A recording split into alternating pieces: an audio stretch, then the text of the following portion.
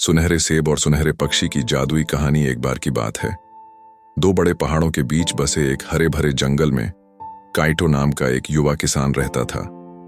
Kyoto अपने दिन अपनी फसलों की देखभाल में और रातें सितारों को निहारते हुए रोमांच और भाग्य के सपने देखते हुए बिताता था। एक शाम जंगल में घूमते हुए काइटो एक छिपे हुए समाशोधन पर ठोकर खाई।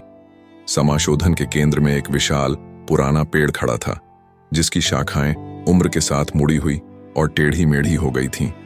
जैसे ही काइटो पेड़ के पास पहुंचा, उसने एक अनोखी चीज देखी। एक अकेला चमकता हुआ सुनहरा सेब उसकी एक शाखा से लटका हुआ था। सेब की सुंदरता से मंत्रमुग्ध होकर काइटो ने उसे तोड़ने के लिए हाथ बढ़ाया।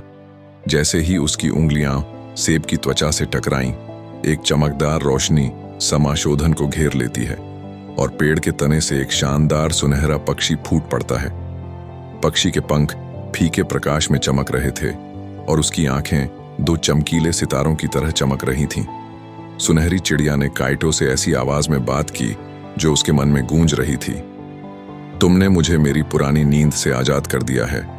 इनाम के तौर पर मैं तुम्हारी एक इच्छा पूरी करूंगा, लेकिन सावधान रहो, तुम्हारी इच्छा दिल से शुद्ध और इरादे से सच्ची होनी चाहिए। काइटो ने संभावनाओं पर विचार करते हुए गहराई से सोचा। वह धन, प्रसिद्धि या शक्ति की कामना कर सकता था, लेकिन उसके भीतर कुछ फुसफुसा रहा था कि ये चीजें उसे सच्ची खुशी नहीं देंगी। जब वह विचार कर रहा था, सुनहरी चिड़िया ने उसे बुद्धिमानी भरी जानकार आंखों से देखा। आखिरकार काइटो ने अपना फैसला किया। मैं किसी भी बीमारी या चोट को ठीक करने की क्षमता चाहता हूं, ताकि मैं जरूरतमंदों की मदद कर सकूं और पीड़ित लोगों को आराम पहुंचा सकूं, उसने कहा। उसकी आवाज दृढ़ विश्वास से भरी हुई थी। सुनहरी चिड़िया ने स्वीकृति में अपना सिर हिलाया। तुम्हारी इच्छा पूरी हो गई है काइटो। आज से तुम्हारे पास चंगा करने की शक्ति होगी। इस उपहार का बुद्धिमानी से उपयोग करें और याद रखें कि असली धन सोने या खजाने में नहीं, बल्कि दूसरों के जीवन पर तुम्हारे सकारात्मक प्रभाव में निहित है। और इसके साथ ही सुनहरे पक्षी ने अपने पंख फैलाए और उड़ान भरी, रात के आसमान में गायब हो गया।